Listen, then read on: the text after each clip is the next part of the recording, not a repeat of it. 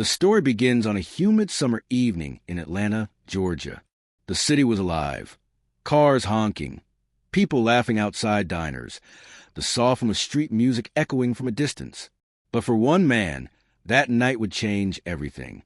His name was Malik Johnson, a 27-year-old mechanic known around his neighborhood for fixing people's cars for almost nothing. He had a gentle soul, a deep voice, and a smile that could calm anyone.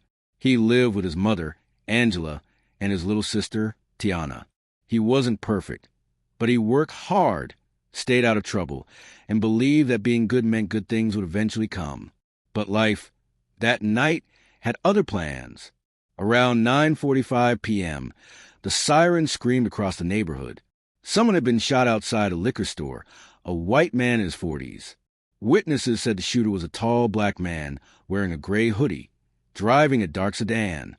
Minutes later, Malik, driving home in his old gray Honda, was pulled over by two police cruisers. He had no idea why. "Step out of the car," one officer yelled.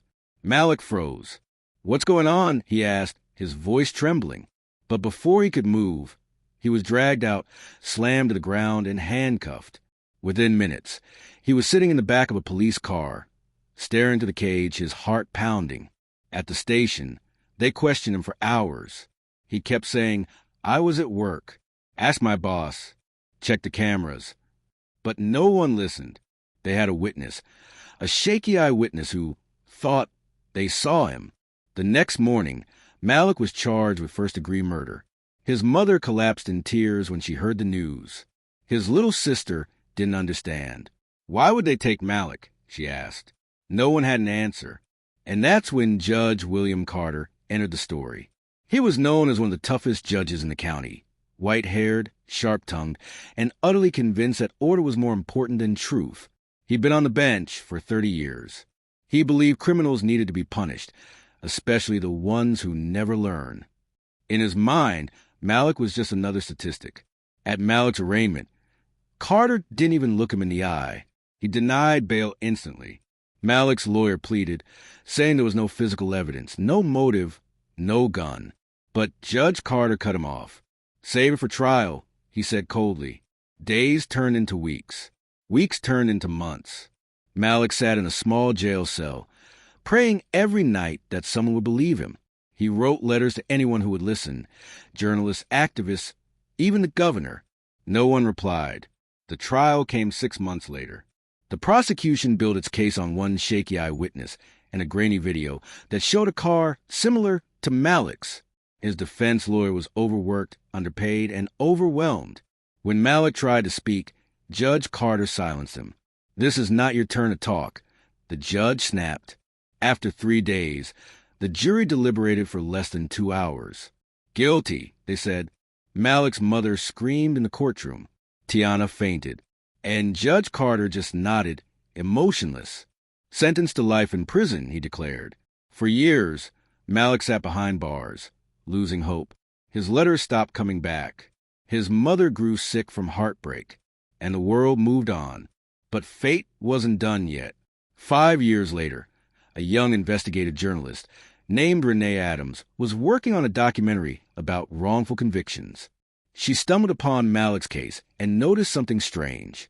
The police report mentioned a surveillance camera near the liquor store, but that footage had never been shown in court. She filed a request to access it. When she finally got the footage, her heart stopped. The shooter wasn't Malik. It was another man. Same height, similar build, but with a tattoo on his neck. Malik had no tattoos. Renee dug deeper. She discovered that the real suspect, Derek Miles, had been arrested in another state for armed robbery and had confessed to the liquor store shooting years ago as part of a plea deal that was never made public. It was a cover-up. The system had known. And Judge Carter?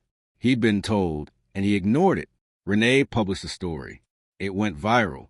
Innocent man jailed for crime he didn't commit. Judge knew the truth. News outlets picked it up. Protests erupted outside the courthouse. People demanded justice for Malik. After 7 years in prison, Malik's case was reopened. The court reversed his conviction. He was released, but he didn't walk out smiling.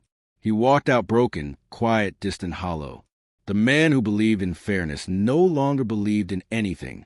When reporters surrounded him, asking what he'd say to the judge, he simply said, "I hope one day he feels what I felt."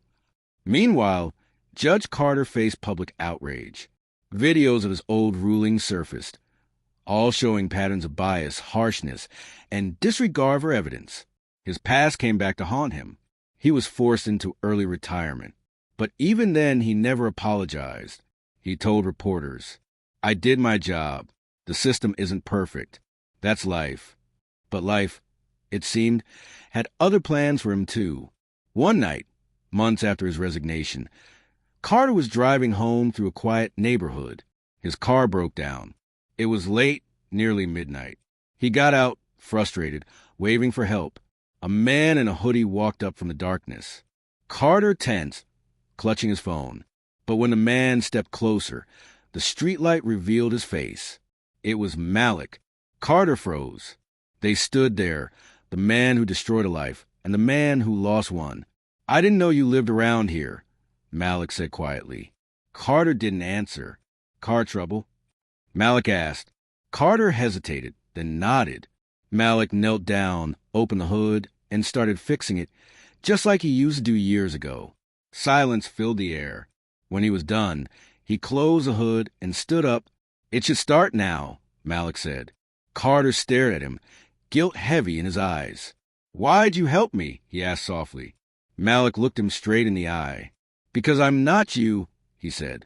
Then he walked away into the night.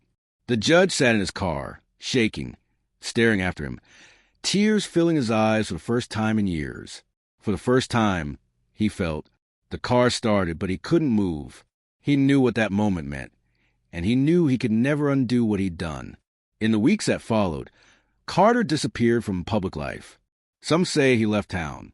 Others say he started working quietly with legal aid organizations, try to help the very people he once condemned.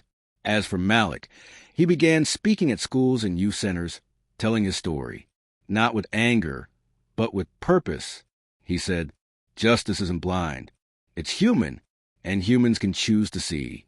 His story went on to inspire laws for fairer sentencing reviews and better oversight of wrongful convictions. People called it the Malik Law.